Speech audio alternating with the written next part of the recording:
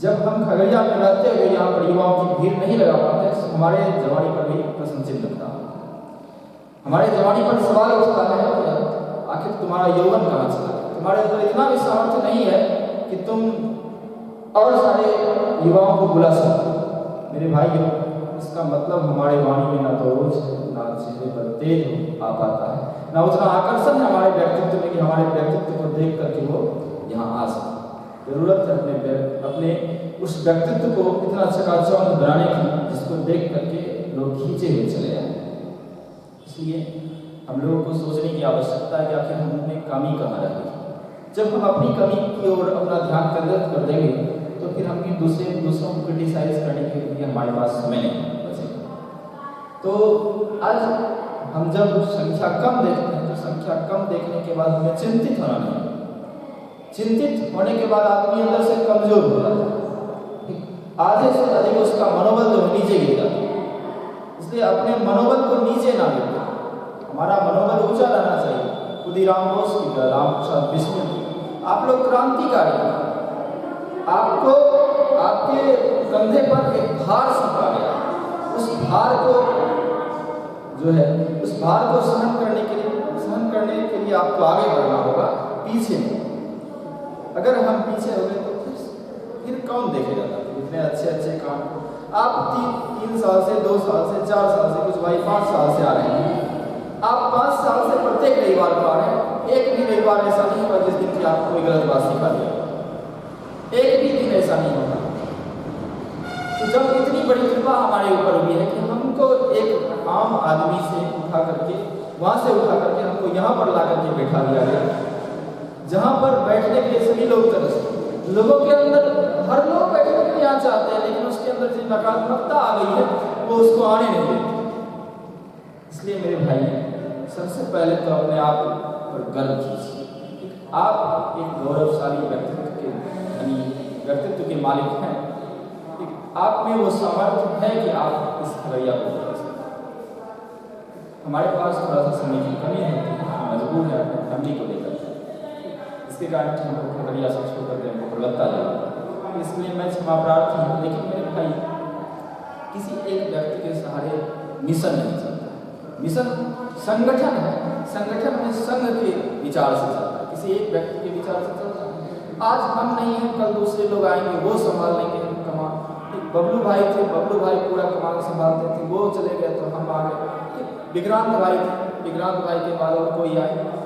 इस तरह से सिलसिला तो ये चलता रहेगा, कभी कम भाई आएंगे, कभी अधिक भाई आएंगे। इसलिए चिंता करने के बजाय से हमको एनर्जेटिक अगले सैटरडे संडे से मैं चाहता हूँ कि हमारी बहुत इच्छा है कि सबसे पहले तो ये गौर कीजिए, चिंतन कीजिए कि जिस समय अमित भैया 2013 में जब यहाँ युवा कोर्स चला रहे थे तो पता चला कि पूरा ये फ्लोर भरा हुआ, ठीक। और उस क्षण को याद करके ही अंदर में एनर्जी आ जाती है। तो पता नहीं वो कैसे मेहनत करते थे कि पूरा फ्लोर भर जाता था, लड़के पहले आकर के बैठते थे कि जगह आपको आगे नहीं मिलती। तो सबसे पहले उस पर गौर करने की बात है। और सिर्फ 2 दिन आपका करियर, बहुत लोग कहते हैं भैया करियर नहीं है, करियर है, मैं समझता हूँ, मैं भी करियर बनाने के लिए चलता हूँ।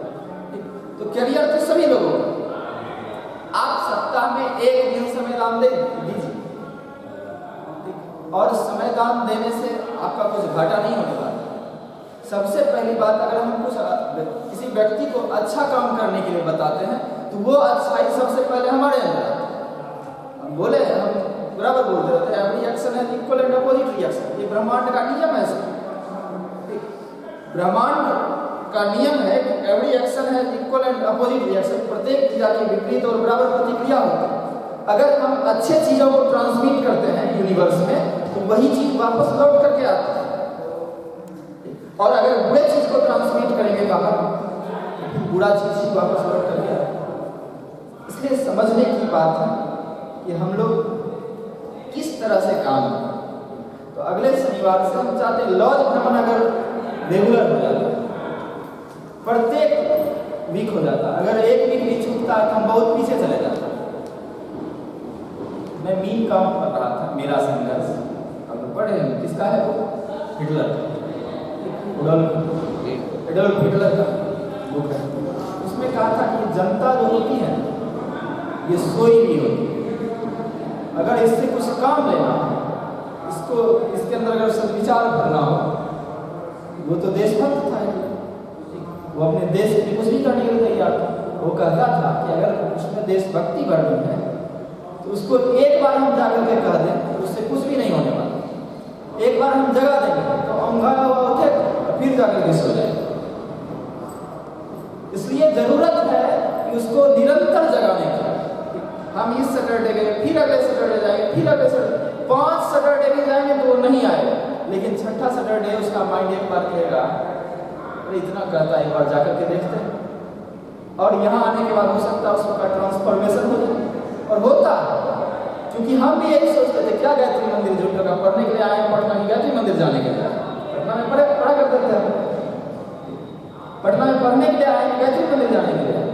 तो वहाँ से हम शाम में आते थे रोज पढ़ कर, हर सैटरडे को देखते थे मार्गदर्शन कोचिंग इंस्टीट्यूट के सामने नुक्कड़ सभा हुआ करता था, बुक स्टॉल लगा करता, तो 2 मिनट खड़ा होते थे, सब अच्छा जाते थे। लेकिन कोई आकर के कहा कि अभिषेक तुम एक बार जाकर के देखो, और सिर्फ बोला ही नहीं, सिर्फ वो ले गया साथ में ले गया। पटना गए, वहाँ के जब वातावरण को देखे उसके बाद उस कैंपस में जब प्रवेश किए तो बड़ा आश्चर्य की अनुभूति हुई। वाह, ऐसा ही कोई धार्मिक संस्थान है जो कि युवाओं के बारे में सोचता है, विद्यार्थी के बारे में सोचता है।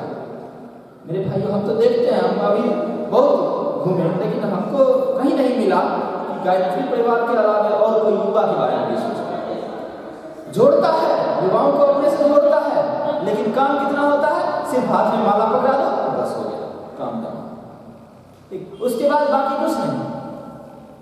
आपका व्यक्तित्व कैसे संभलेगा, आप अपना करियर कैसे बनाएंगे, माँ पिता के अरमान को कैसे पूरा करेंगे, ये सारी बातें बताने के लिए कोई धार्मिक संस्थान नहीं है। आपसे यज्ञ करवा लेगा, हवन करवा लेगा, पूजा पाठ करवा लेगा, लेकिन हम अपने जीवन को कैसे बेहतर बनाएं उसको बताने के लिए कोई भी संस्थान नहीं।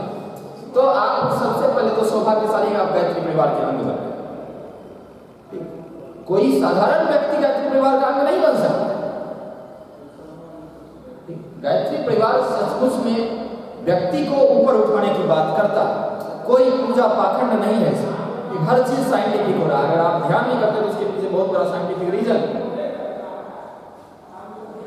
ध्यान को भी वैज्ञानिक तरीके से करने के लिए सिखाती है, हवन को वैज्ञानिक तरीके से करने के लिए सिखाती है। अभी यज्ञोपैथी नाम से डॉक्टर प्रणब पांड्या का बुक का विमोचन हुआ है। उस बुक में पूरा कैंसर जैसे लाइलाज बीमारी का इलाज जो है हम लोग यज्ञ से कर सकते हैं, हवन से कर सकते हैं। बारिश नहीं हो रही है कहीं तो वहां यज्ञ हवन किया जाए तो वहां बारिश नहीं होती। तो यज्ञ का बहुत सारा साइंटिफिक रिजल्ट जो है फायदेमंद। इसलिए तो गायत्री परिवार के अगर हम लोग अंग बने हैं, कुछ ना कुछ इसके पीछे बहुत बड़ा मकसद है। गुरुदेव ने आपको खींच करके अगर लाया है तो उनका बहुत बड़ा प्लानिंग, ये सोच करके चलिए। आप किसी व्यक्ति का काम नहीं कर रहे हैं। हम जब ये सोचने लगते हैं ना किसी व्यक्ति का काम कर रहे हैं, तब फिर हमको दूसरे के नेचर को देख करके हमारे अंदर अश्रद्धा पैदा होती है, विश्वास हमारा छिनता है, एक श्रद्धा छिनता है, आस्था भ्रमित होता है, हम दूसरे के नेचर को देख करके प्रभावित होने लगते हैं। लेकिन अगर हमको परम पूज्य गुरुदेव पर विश्वास है, उन पर सिर्फ गायत्री परिवार में एकमात्र आदमी से आपका रिश्ता है और बाकी किसी से रिश्ता नहीं है, ये सोच करके चलिए। डायरेक्ट उनसे कनेक्शन रखिए, इस बीच में कोई नहीं है। उनके काम को करने के लिए हम आपस में एक दूसरे के साथ मिलते जुलते हैं। कॉन्सेप्ट क्लियर होना चाहिए भाई। गायत्री परिवार में जुड़ गए हम, लेकिन कॉन्सेप्ट अगर क्लियर नहीं हुआ तो फिर हम ऐसे ही यज्ञ हवन करते रहेंगे, डबली बजाते रहेंगे, कुछ भी नहीं होने वाला है उससे।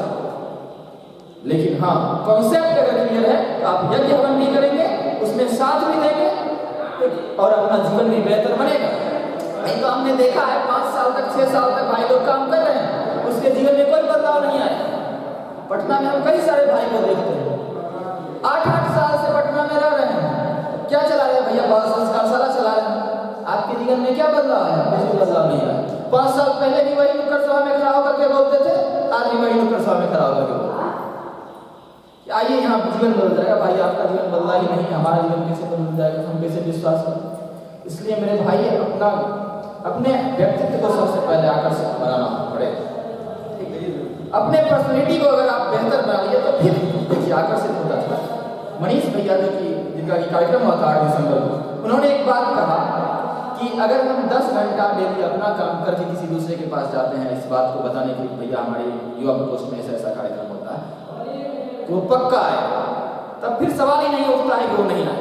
सबसे पहले अपना सेल्फ डिसिप्लिन हो जाए, स्व अनुशासन अगर हमारे अंदर आ गया तो फिर हम दूसरे को आकर्षित कर सकते, नहीं तो फिर होगा क्या, हम दूसरे को कहेंगे वो नहीं आएंगे, हमारे बातों से क्यों प्रभावित होंगे। हम खाने देते हैं उसको, यहाँ आएगा तो उसको हम रुपया देंगे, पैसा देंगे, क्यों आएगा। तो जरूरत होता है मेरे भाई कि हमारे बातों का प्रभाव उस पर पड़े, अगर बातों का प्रभाव पड़ेगा तो फिर वो आएंगे।